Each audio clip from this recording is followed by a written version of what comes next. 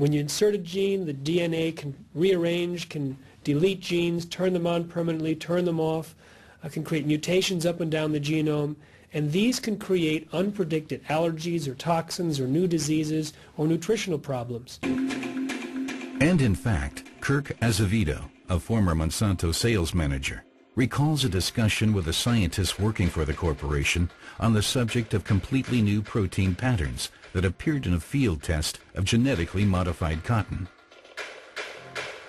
He said, well, in looking at the mother or the parent product and looking at the other one, the genetically modified one, there's several different proteins, not just the one we want, but there's also a different spectrum of various lengths of protein in there too. And that concerned me. I, at the same time, was studying prion diseases, or like mad cow type disease. It is disease spread by proteins. So I said we should destroy all the seed that is being produced from these trials. And when I presented that, I said, oh no, we're not going to destroy the seed, we're going to feed it, like we traditionally do. And that's where I had a big problem. If we're going to feed that seed that has proteins that are just new, I mean, just brand new, we don't know anything about, going into the food supply, what I got from Monsanto was, we're doing it everywhere else and we're going to do it here too.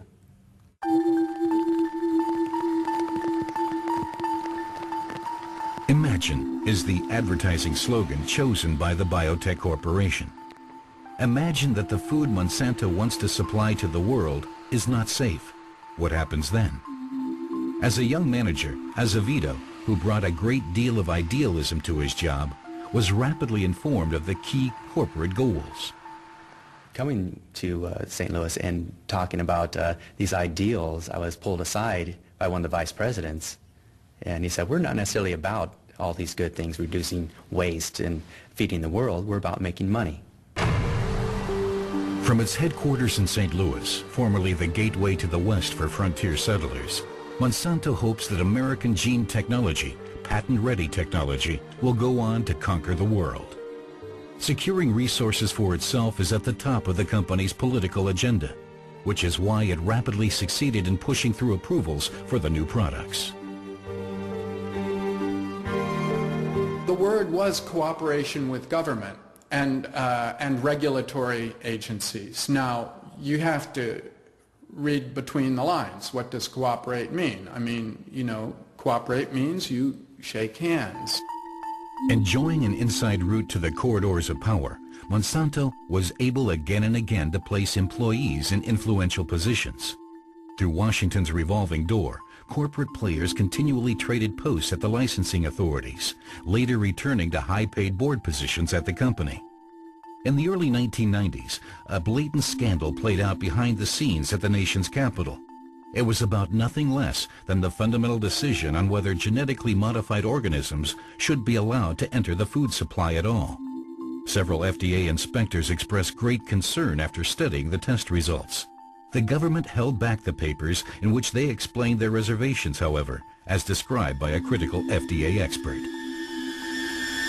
He said that they believed it presented unique animal and human food safety concerns. Those were his words, unique food safety and animal safety concerns. And he emphasized that even a slight shift in a constituent of a plant that might not have an effect if humans ate it, because of the level at which they would consume the plant, he said that same plant can be a major constituent of the farm animal's diet, and therefore it could create major problems for the animal and then for the human consumer of either the meat or the milk or the eggs of that animal. And that's why they felt that it was a very serious matter and had to be carefully tested. These tests were never conducted, however, just as the critical FDA memos were never publicized. Monsanto had managed to place its own man in a key post at one of the authorities. Gene technology was green-lighted. This, I believe, is one of the greatest frauds ever perpetrated by any government in history. The current U.S. president demands that world hunger must be fought, with American gene-modified food, no less, to the delight of the biotech companies.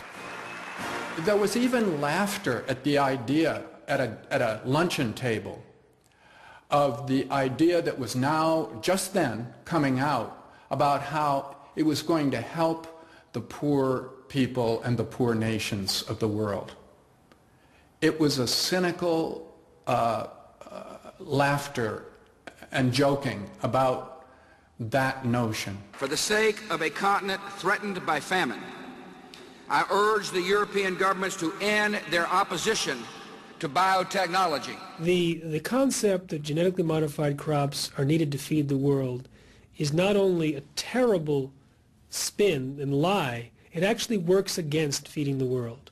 It gives the impression, first of all, that production is the key point in feeding the world, when in fact we have more food per person than any time in human history, and 30,000 people die every day from starvation. So it's not production. The second thing is, genetically modified crops, on the average, don't increase yield. They actually decrease yield so far. It's basically a public relations spin, and it sort of creates this moral dilemma for those who are against the technology to feel, well, how can I be against the technology if it'll help starving people? UN Special Correspondent John Ziegler recalls the resistance to gene technology at the highest political levels. Monsanto totale Aggressivität, auch diffamierend, über natürlich ihre Leute in der amerikanischen Regierung, das habe ich erlebt. Ich wurde dann in der Generalversammlung in New York im November vom amerikanischen Botschafter sich ganz massiv angegriffen, beschimpft, gesagt, ich bin verantwortlich für die Hungertoten in Sambia. Ziegler had dared to criticize Monsanto for wanting to import genetically modified seed into the African country under the pretense of delivering aid supplies, despite legislation there forbidding it. 75% der Bevölkerung, vor allem in Schwarzafrika, leben im Elend. Wenn dazu noch die Finanzknechtschaft der Patentmogule käme, dann wäre es diese Völker geschehen. In the USA, pig breeders like Jerry Roseman have other problems. Environmental activist Jeffrey Smith wants to help them because Roseman has lost his entire operation. He thinks it has something to do with the feed. For years, he fed his animals only genetically modified corn. The females, the pigs, ultimately we had three outcomes. They were either sterile, they were in the true false pseudo-pregnancies, or they delivered a bag of water. And either way, there was zero output and 100% expenses going into these animals. So what was the upshot of all these problems? The end result here was that I could not incur the debt anymore. I couldn't pay back. We lost right at $1 million with this thing. I lost my farm and my livelihood. The former pig farmer says that his attempts to have the genetically modified feed tested were blocked by massive opposition. I was totally appalled at the treatment that I received from the USDA, the EPA, and the FDA at the national levels and at the state levels. Everyone tried to make this go under the floor. Their comments from the Seed Corn Company was that we will ignore Jerry Roseman and eventually he will starve and go away and the problem will no longer exist. Not only at Monsanto, but all over the world, genetic researchers are studying the pig. Munich professor Eckhard Wolf has observed during the last 10 to 15 years a significant decline in the fertility of pigs and cows during exactly the same period in which they have been given more and more genetically modified feed. Does genetically engineered corn play a role here, for example in the Roseman case? Es hängt natürlich davon ab, in welcher Weise dieser Mais gentechnisch verändert ist. Aber wenn es sich beispielsweise um Bt-Mais handelt, der trägt ja ein Gen, was gegen einen Parasiten letztendlich wirksam ist, könnte ich jetzt keinen direkten Zusammenhang zur Fruchtbarkeit mir vorstellen. Wolf's studies are co-financed by the industry. The German company BASF is hoping to obtain a lucrative patent, just like Monsanto. The genetic scientists can't imagine that unknown protein compounds in the genetically modified feed products could be responsible for the decline in births. Es ist sicher nicht vollständig auszuschließen. Auf der anderen Seite denke ich, dass beim Monitoring solcher neuen Sorten auch Proteinmuster natürlich erfasst werden. But that is exactly what doesn't always happen. We need only think of the ex-Monsanto employee Azevedo, who